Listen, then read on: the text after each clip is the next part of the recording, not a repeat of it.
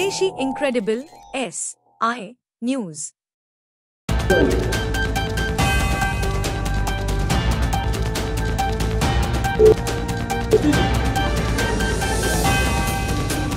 को मिलाकर के जो लोक मोर्चा गठित किया गया है उसके मुख्यमंत्री पद के दावेदार जो चेहरा हम लोगों ने आप लोगों के सामने मीडिया बंधुओं के सामने प्रस्तुत किया है, उनका नाम आप लोग जानते हैं, उनका नाम बताने की जरूरत नहीं है।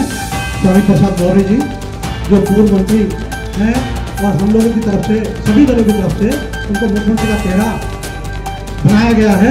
मैं अनुरोध करूँगा आदरणीय स्वामी प्रसाद मौर्य जी के प्रेस वालों का संबोधित करें।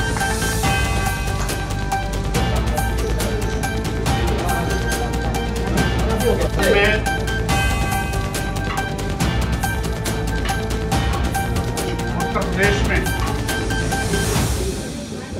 जिस तरीके से बड़े पैमाने पर जंगल राज है, NCRB रिपोर्ट के मुताबिक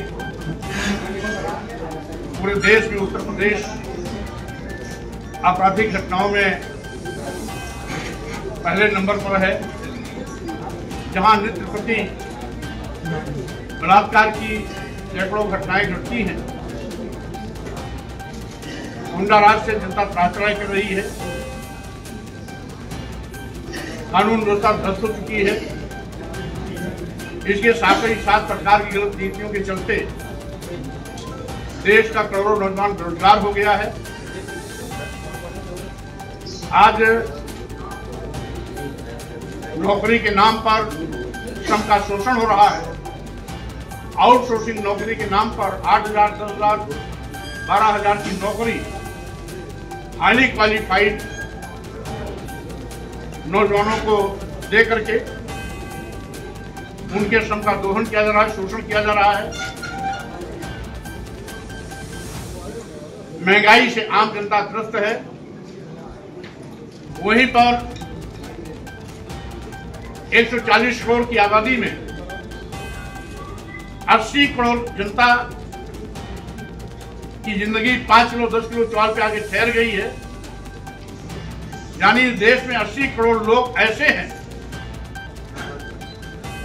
जिनकी जिंदगी ही 5 किलो 10 किलो चावल पर चलती है।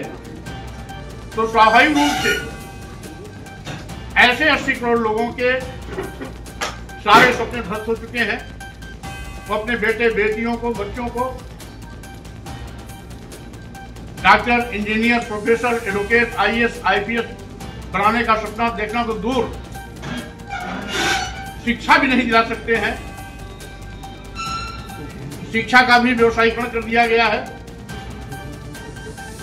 उत्तर प्रदेश जैसे बड़े प्रदेश में जहां 27,000 प्राथमिक विद्यालय बंद हो गए, इससे स्पष्ट होता है कि उत्तर प्रदेश सरकार ग्रामीण शिक्षा खत्म करने पर आमादा है और महंगी शिक्षा के माध्यम से गांव, किसान, गरीब, मजदूर के बेटे बेटियों को उच्च शिक्षा से वंचित किए जाने की साजिश की जा रही है। साथ ही साथ कृषि प्रधान इस देश और प्रदेश में किसान दर दर की ठोकरें खा रहा है। यहां तक कि सत्ता में बैठे हुए डबल इंजन की सरकार लाभकारी मूल्य देने का वादा करने के बावजूद भी आज तक लाभकारी मूल्य नहीं दिया। और साथ ही साथ न्यूनतम समर्थन मूल्य की घोषणा भी सरकार नहीं कर रही है। 3.5 साल से लगातार धरना देने के बावजूद भी, जिसमें 800 से ज्यादा किसान शहीद भी हो गए, उसके बावजूद बड़ी लंबी चौड़ी बात करने वाले, जुबान अन्नदाता का एक पुश करने वाले सत्ता में बैठे हुए प्रधानमंत्री और मुख्यमंत्री किसानों की एक भी नहीं सुन रहे हैं। विशेष रूप से भारतीय संविधान की कसम खाकर के सत्ता में बैठने वाले संवैधानिक पदों को सुरक्षित करने वाले आज खुद संविधान की धज्जियां उड़ा रहे हैं, संविधान प्रदत्त अनुसूचित जाति अनुसूचित जनजाति पिछड़े वर्गों का आरक्षण शून्य निष्प्रभावी कर रहे हैं। इसके साथ ही साथ सामान्य मेरिट से भी ज्यादा मेरिट पे आने वाले SC, ST, OBC के छात्रों को या प्रतियोगी छात्रों को इंटरव्यू में नॉट फाउंड सुटेबल कह करके उन्हें वापस कर दे रहे हैं। यानी आरक्षण को खत्म कर ही रहे हैं। सामान्य से ज्यादा अंक पाने वाले के बावजूद भी नॉट फाउंड सुटेबल कह करके आज जाति द्वेष भावना से प्रेरित होकर के सरकार दलित आदिवासी पिछड़े समाज के साथ दोहरा चरित्र अपना रही है।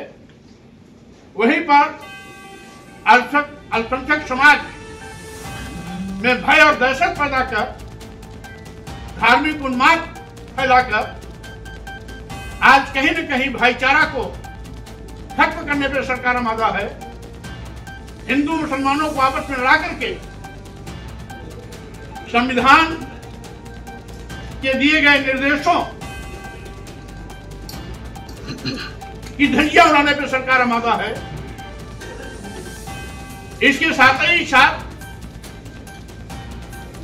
अभी परसों में सुल्तानपुर गया था,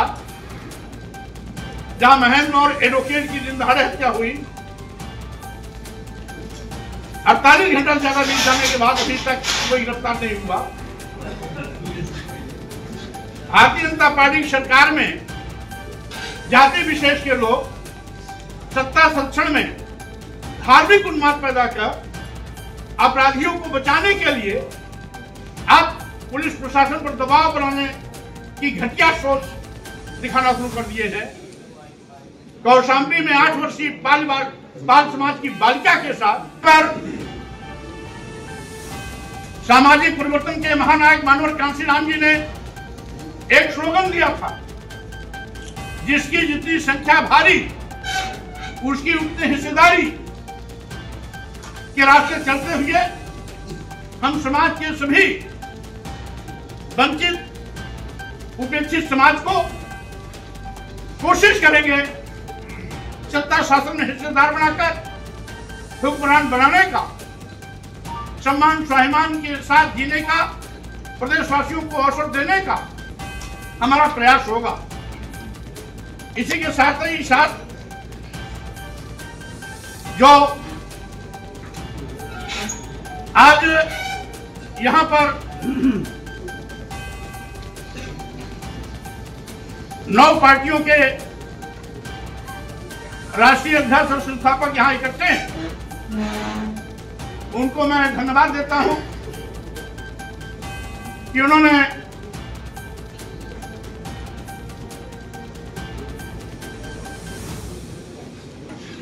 जो कॉमन मुद्दे हैं उस पर एक मत होकर के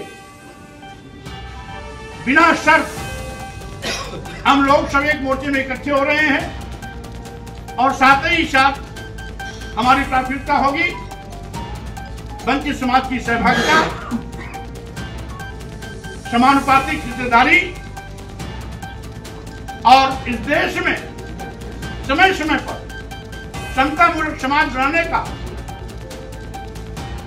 जो आंदोलन,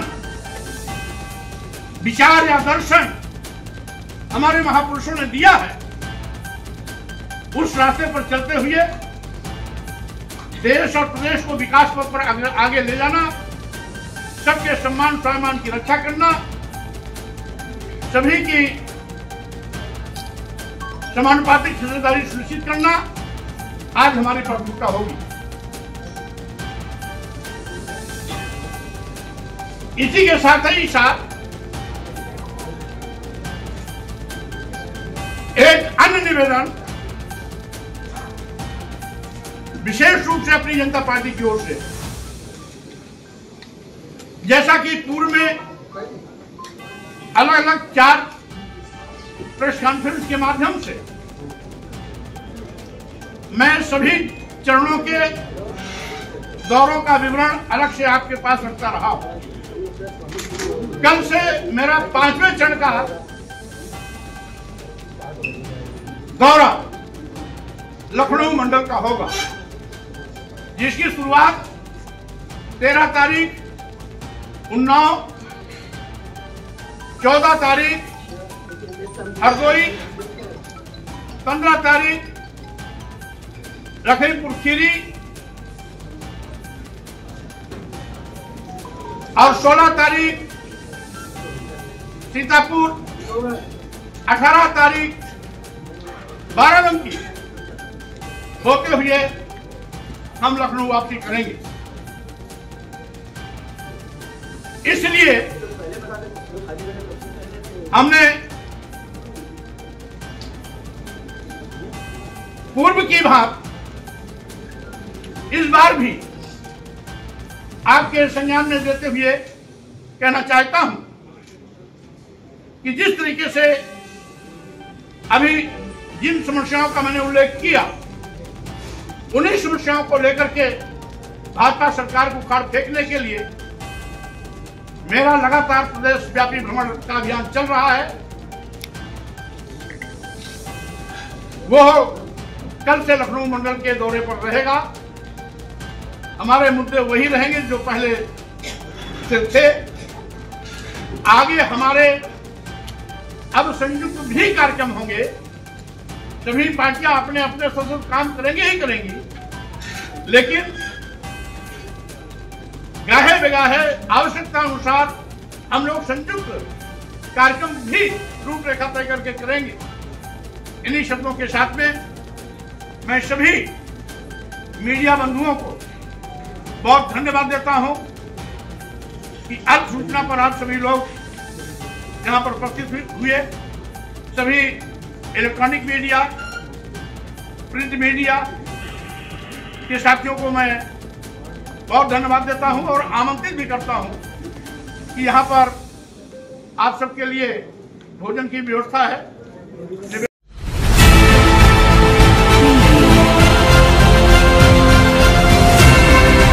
और नीचे जो वो सब्सक्राइब का बटन है ना, उसको क्लिक करो, जल्दी से करो सब्सक्राइब।